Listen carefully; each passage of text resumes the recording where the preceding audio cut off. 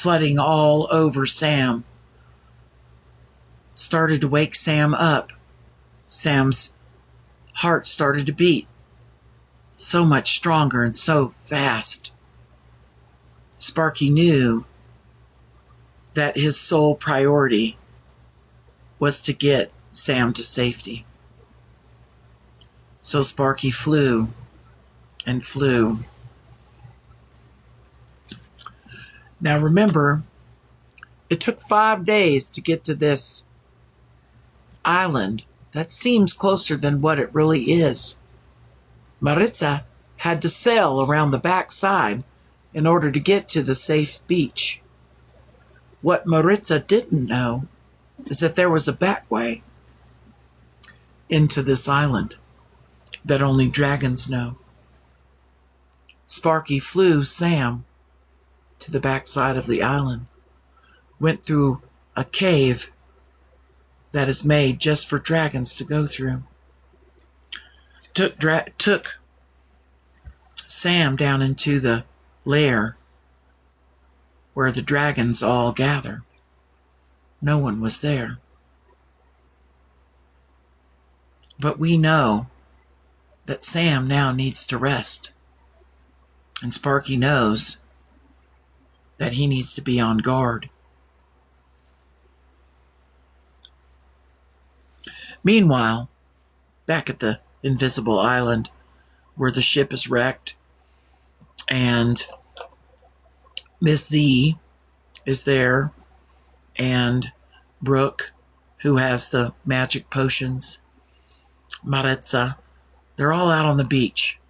I'm watching. Kimoji's next to me. I can sense that she's peculiarly interested in what Brooke had in her pantsuit. These 7 vials Kimoji has seen before. They were in a place where only she and Messina or Missy had ever been. It was a huge tower, almost to the edge of the realms, that just floated in the sky, with nothing but water all the way around it. You couldn't get to it by boat. The only way you could get to it is to fly there. Dragons could fly there. Miss Z could fly there. Miss Z flew Kimoji there. How in the world did Lady Brooke get these vials? Very peculiar. Miss Z looked over at Brooke and said, I'm glad you're studying what I'm teaching you. And there it was. There's 2 apprentices. Well, Brooke is an apprentice, but for magical potions.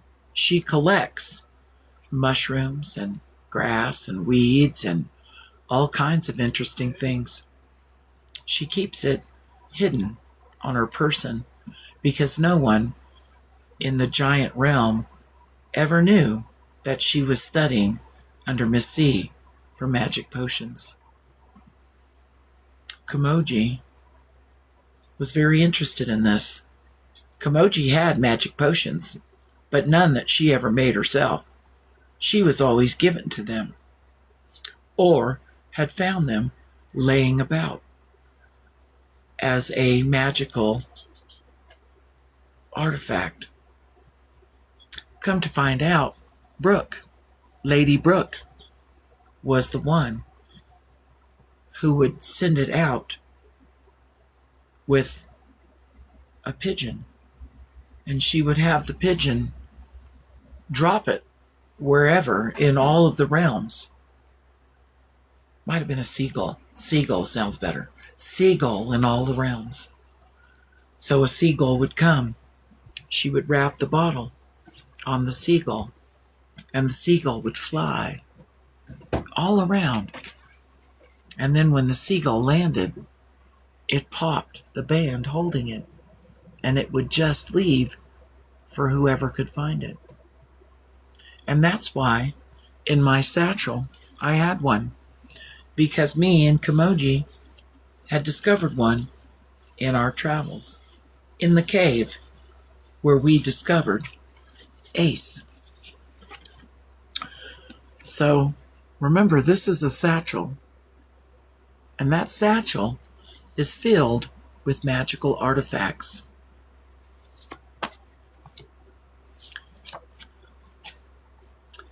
Now that we're on the invisible island, we're trying to gather ourselves, and we look towards Miss C, and we say, we've made it this far. We're not really sure why we are here on this island. We've been interrupted several times, but we knew we needed to come here. And Miss C said, yes, there's a black shard somewhere on this island. We'll need to get the compass out to find it, because they're very small, but they're ice cold. So we get the compass out, and remember, right now the compass is being held together by a little crystal that we put in there. Katsu comes over, grabs the compass, holds it out. The compass starts silent. We leave Maritza at the boat, Bissina at the boat. We continue on with me and Katsu and Kamoji, along with Jared the giant.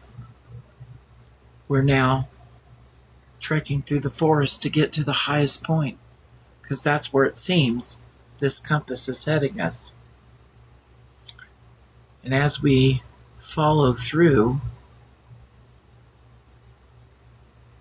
we noticed that there was a hippopotamus. Could that be the same hippopotamus that helped us find the castle when we first came to the 7 realms? I think it is.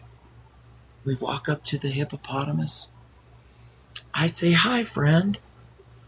Kamoji says, hi, friend. And the hippopotamus turns around. And sure enough, it was the same hippopotamus. Hippopotamuses can swim. They can swim real far in this land. And the hippopotamus says, where are you headed? We said, we have this compass that's leading us to find a black shard. The hippopotamus said, there's natives on this island that think it has special powers. And when you go to the island, you'll see that they worship that black shard. It's cold to the touch, the hippopotamus said. I said, exactly. It's exactly what we're looking for. He said, be very careful. They can be very aggressive, the natives on this island. So we take the compass and we head towards the top of the island. As we get to the top of the island, we noticed that there was one tree at the very top. And Katsu said, I need to climb that tree. We waited. It was a big tree. Katsu is a small elf. And Katsu climbed to the very top, balancing on her tippy toes, looking out over this invisible island. What she could see was a village down on the other side of the mountain. But what struck her at the very top of this was an island that they have not been to yet, which is this island right here, island number 6. That island right there. She could see that island. She had an inkling. She had a premonition that she needs to go check out that island. So she climbs back down off that tree and she gets back onto Jared's shoulder. And remember, Jared and Katsu can talk without being heard. Their minds are kind of the same. And they are communicating. I could see it. Kamoji could see it. There was something different in the way Katsu was communicating. So we look down, and Katsu's telling us now with words that we are going to head down to that village. We have the compass up, and we're following the compass down to that village. When we get right on the outskirts of the village and we're looking at what's going on, we see people walking around and fixing things, just like you would see in any village. Well, Jared takes Katsu and just starts walking up to the village. I don't know what's happening because they're communicating together. Katsu jumps down off of Jared and heads over to this totem pole looking clay tall pole, and it has faces on it, and stones are stuck in the mud that is now dried. At the very top, you could see the black shard. No one's even noticed that there is a giant in the middle of their village.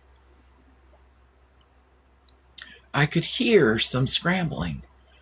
I could see something happening in one of the huts.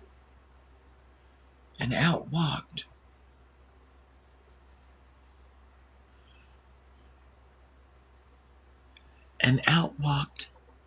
Helene, the princess of this invisible island. Helene, that's who we're getting ready to meet. Helene walks out, notices that Jared has Katsu in his hand and he's lifting it up to reach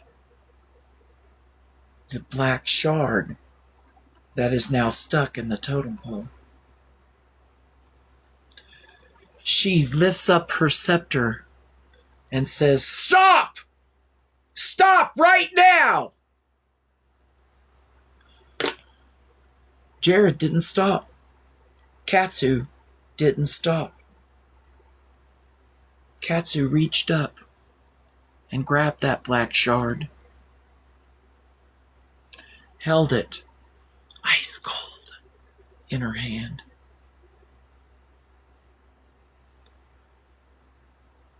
Jared turns around, walks right past Helene,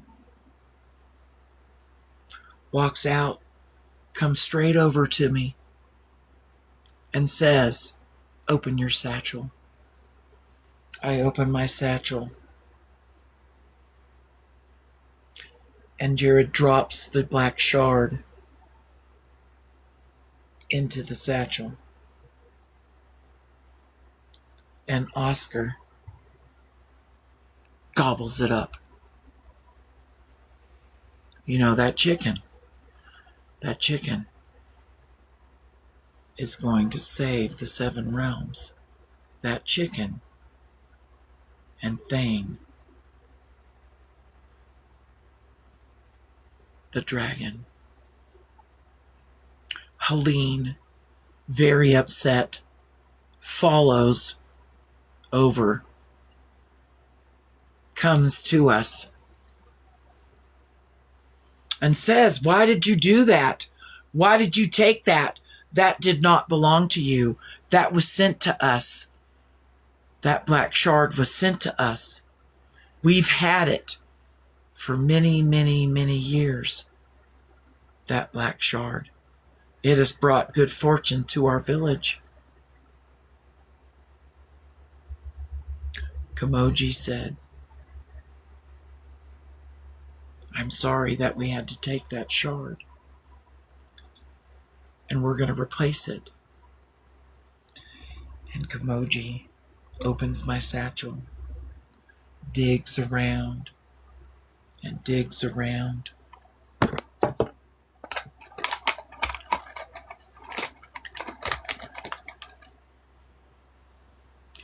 And finds a bigger, more beautiful stone to replace the black one. Kamoji says,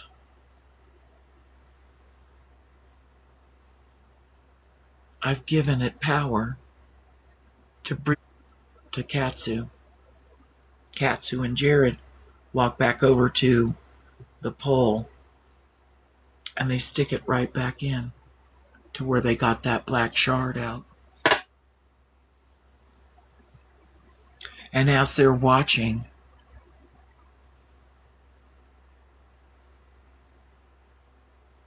the crystal, the rock that was put in, started to glow.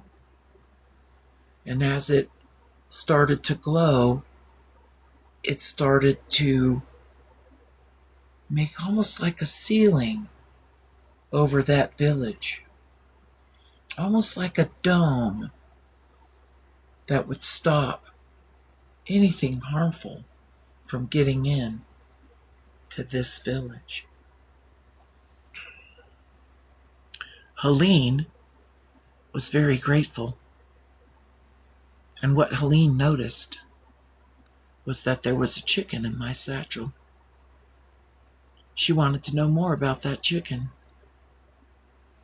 And I told her that chicken is a magical chicken. I have to keep Oscar with me because he has a job to do. But Oscar did leave something in my satchel. And I reached into my satchel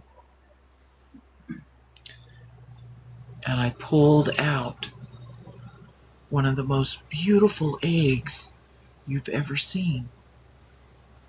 Because after a black egg comes a beautiful egg.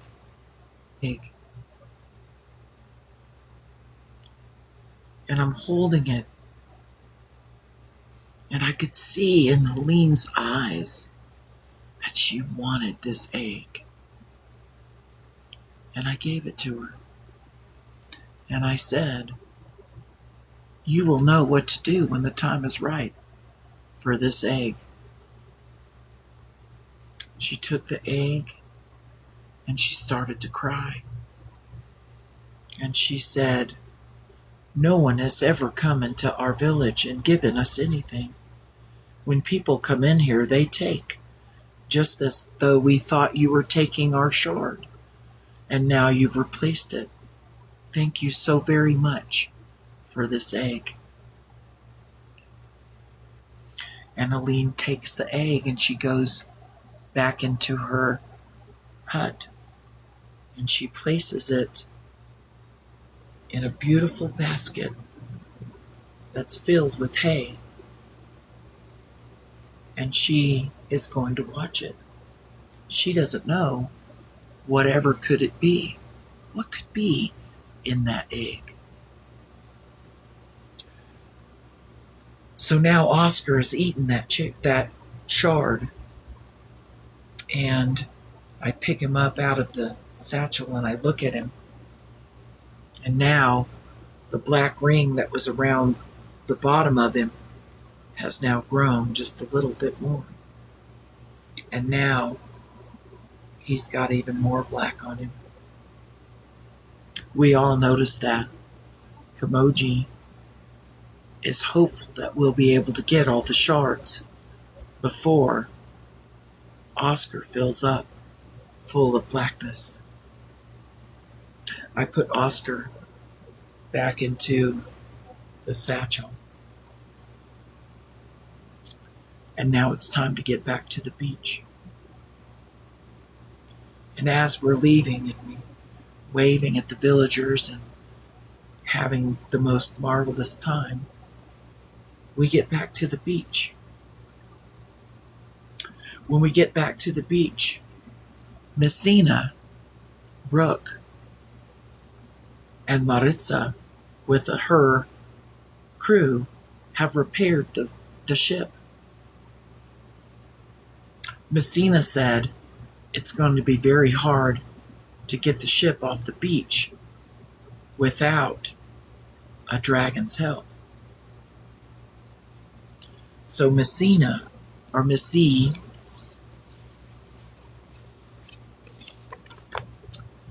lifts up her hand, has the globe that's glowing.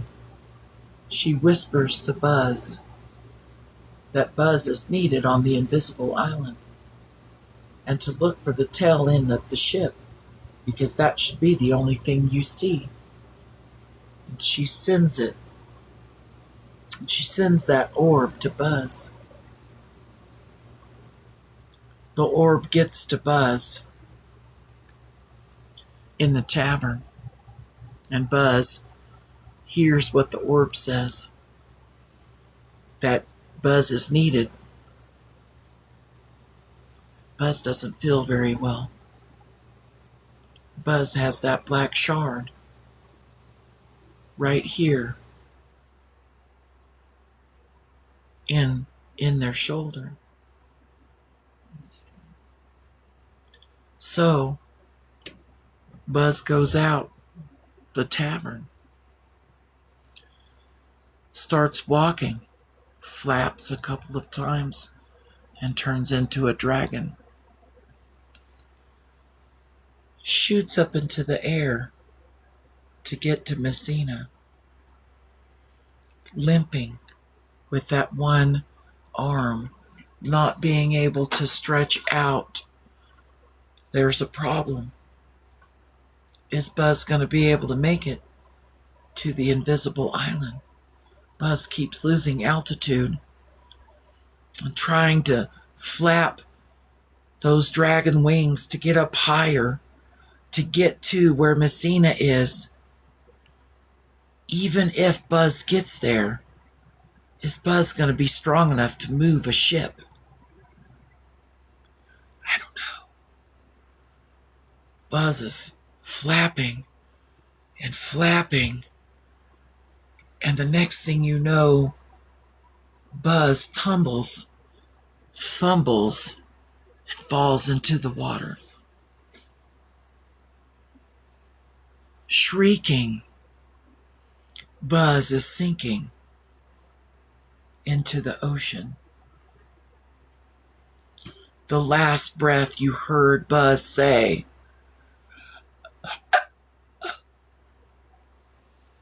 but Mello heard this. Mello heard it. Mello knew.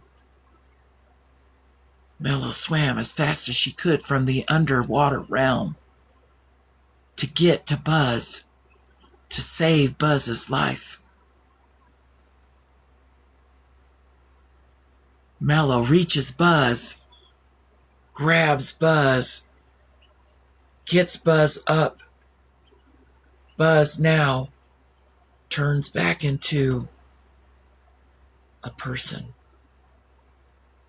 Buzz says, Miss C needs us. Miss C needs us. Mello knows exactly where Miss C is.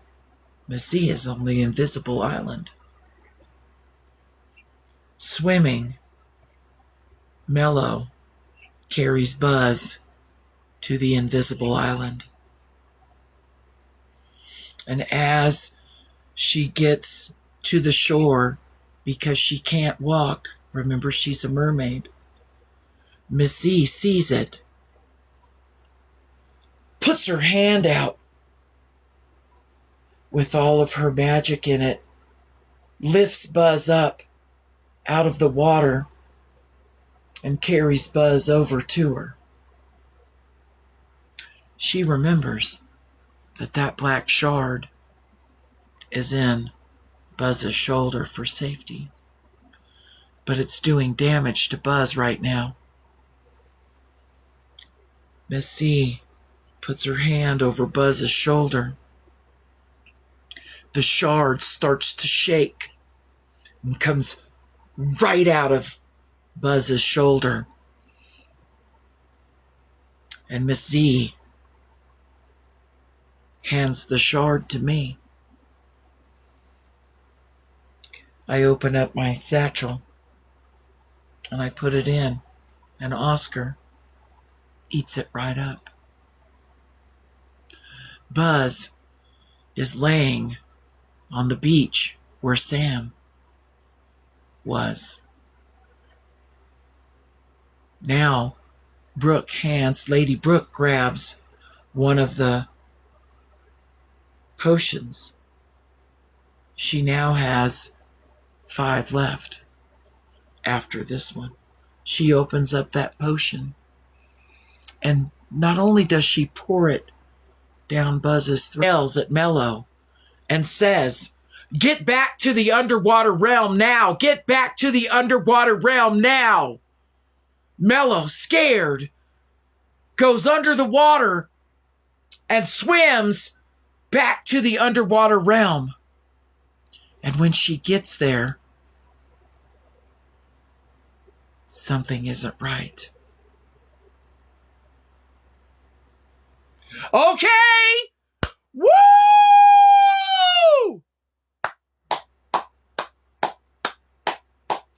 I love it! Woo! My goodness gracious!